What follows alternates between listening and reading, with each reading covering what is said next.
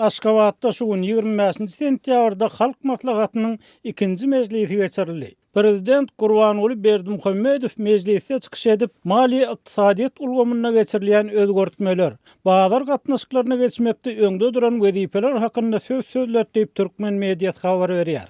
Halk maslahatynyň iň esas täzeligi häzirlikçe halk maslahaty bilen mejlisiň birleşdirilip iki palataly parlamenti, wekilçilikli we kanun çykarjy gurama öwrülmegi baradaky teklip bolup görünýär. Bu teklip Prezident Berdimuhamedow tarapyndan edildi. Döwlet dostlugynyň Türkmenistanyň adam Maryda kalydanyň döwlet siýasatynyň esasy ur bolup durýanlygyny we şeýle bolup hem galjakdygyny aýtdy diýip Türkmen mediýasy bu siýasatyň amala asyrylmagyny ýylla aýlyk haklarynyň 10% köpeldilmegi bilen delillendirmäge çalışdy. Emma durmuşyň näçesi gymmatlanlygyny aýtmady. Mundan başga Berdimuhamedow biziň ykdysady ösüşimiziň esasy guraly bolup investisiýa hyzmat eder diýdi. Emma ýurda häzirki düşen ýagdaýyna nädip investisiýa çekip boljagyny anyklaşdyrmady. Döwlet dostlugynyň tasdiklamagyna görä ýurtda regionlaryň ösmegi üçin giň mümkinçilikler ödülen. Döwlet siýasatynyň esasy ur adam hakyndaky arada boldy we ýene şeýle bolmagyna galar. Şeýle dal Türkmenistanyň maglumat tehnologiýalary merkezini döretmegi teklip etdi. Ýalňyz energiýa toplumyna sanlar tehnologiýasyny ornaşdyrmagyň wajypdygyny ýytady. Agrosenagat toplumyny özgertmek we tebigatdan peýdalanmak işlerini aktivlige çağırdy. Newit gaz puwdogyny sanly tehnologiýanyň ornaşdyrylmagy, puwdogyň diversifikasiýa edilmegi barada durup geçdi diýip Türkmen mediýasy habar berýär.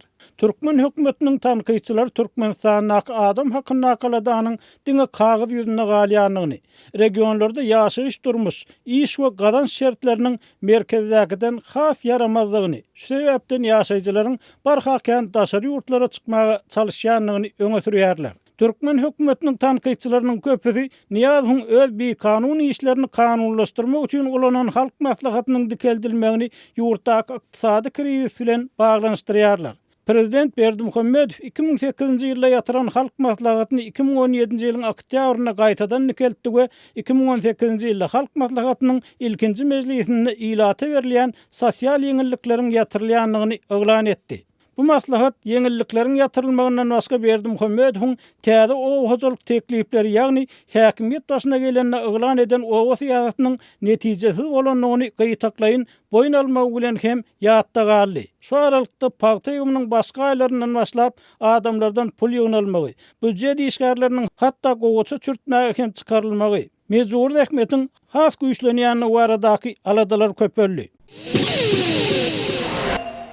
Rus howpsuzlyk resmisi Türkmenistanyň we Täjigistanyň çäginde Islam döwleti ekstremist toporunyň 400 ýaşyryn öýjüginiň bardygyny aýdýar. Rus howpsuzlyk resmileri Awganystanyň Türkmenistan we Täjigistan bilen serhetleşýän demirgazyk regionlaryny terror toporlarynyň güýçlenmeginiň regionyň howpsuzlygyna wehim salýanlygyny aýdýarlar. Demirgazyk Awganystanyň Talibanyň güýçlenmegi kollektiw howpsuzlyk şertnamasy guramasyna girýän ýurtlary wehim salýar diýip kollektiw howpsuzlyk şertnamasy guramasynyň ştab ýolbaşçysy Andrey Sidorov 24-nji sentýabrda Russiýanyň Interfax habar agentligine sitirlendi. Türkmenistan we Täjigistan bilen serhetleşýän Awgan vilayatlaryna Talibanyň jemi 11.000 agdasy bar diýip Sidorov Moskwada jurnalistleriň öňünden çykyşyny aýtdy. Ol Awganystanyň Islam döwleti ekstremist toporunyň işçileşýänliginiň göze ilýänligini hem belledi. Rus medeniýeti Sidorowa salgylanyp Islam döwleti jeňçileriniň Awganystanyň umumy sanynyň jemi 4.000 töweregini habar berýär.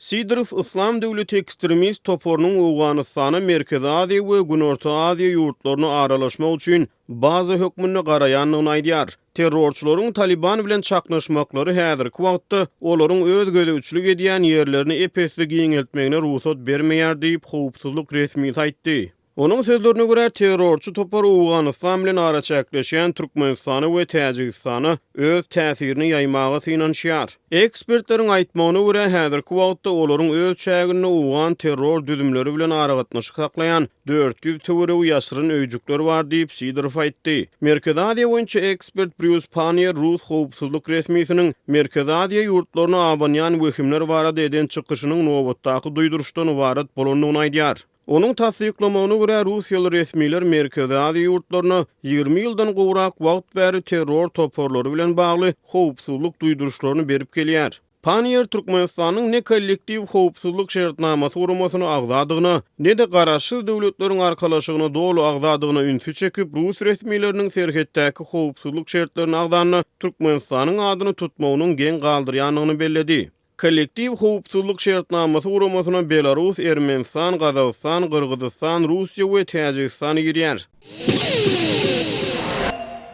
Maryda döwlet eýçiligindäki dukanlaryndan un satyn almagy barýan ýaşaýjylardan öňümizdäki üçin nobata ýazylmak talap edilýär. Adatlyk radiosynyň bu barada habar berýän Maryda habarçysy ýaşaýjylaryň aýda bir gezek paýok görnüşinde berilýän unyň sentýabr aýdaky möçberini hem heni satyn alyp bilmeýändigini aýdýar. Maryda döwlet dukanlarynda un gytçylygy dowam edýär. Eger hökümet dukanlaryna un gelse-de onuň üssü ölçük bolýar. Hemme adama ýetmeýär. Dukan işgärleri adamlara eger siziň spisikde adyňyz bolmasa, indi üçin täze spisiga adyňyzy belläp gidin we her gün habar tutup görüň diýip aýdýarlar diýip howpsuzlyk aladalar sebäpli gizlilik şertine söhbetdeş bolan habarçy 24-nji sentýabrda gurrun berdi. Habarçy bu ýagdaýy welaýatyň Maryda trawynyň Zarpçy we Täze owa daýhan birleşiklerinde, Murwa trawynyň Gyzylbaýdak we 50 ýyllyk daýhan birleşiklerinde, Bayramaly trawynyň Türkmenistan daýhan birleşiginde synlasa bolýandygyny belleýär. Aýdylmagyna görä döwlet dukanlarynda tapdyrmaýan yerli un hususy eýçilikdäki söwda nokatlarynda we bazarlarda 5-6 esse gymmat bahadan açaçan satylýar. Adamlaryň köpüsi hojalykdaky adam başlary esasynda döwlet dukanlarynda aýda bir gezek paýok görnüşinde berilýän uny hem satyn alyp bilmeýärler. Ýöne onu hususy dukanlardan haçan barsaň-da açaçan satyn alyp bolýar. Bu ýagdaý gaty geň. Şol bir uny hususy dukanda bir näçe esse gymmada satyn alyp bolýar. Ýöne döwlet dukanlarynda tapdyrmaýar. Munyň sebäplerini hiç kim düşündirmeýär diýip habarçy belledi. Marynyň döwlet eýçiligindäki dukanlarda 1 kilogram yerli un 1 manat bolsa, bazarlarda we hususy dukanlarda 5-6 manatdan satylýar. Onuň 50 kilogramlyk bir haltasynyň bahasy bolsa 260-270 manada barabar. Türkmenistanda hususanda Maryda we Lewap welaýatlarynyň döwlet dukanlarynda ilatyň sarp edýän esasy adyk önümleriniň aýratynda unyň we çöregiň gytçylygy soňky 3 aýa golaý wagtyň dowamynda güýçlendi. 9-njy iýulda yerli metbuat Türkmenistanda 1.600.000 tonnadan gowrak buğday hasylynyň öndürilendigini habar berdi. Türkmen häkimetleri we media serişdeleri döwlet dukanlaryndaky bu adyk gytçylygy we olaryň öňündäki uly nobatlar barada hiç zat aýtman gelýärler.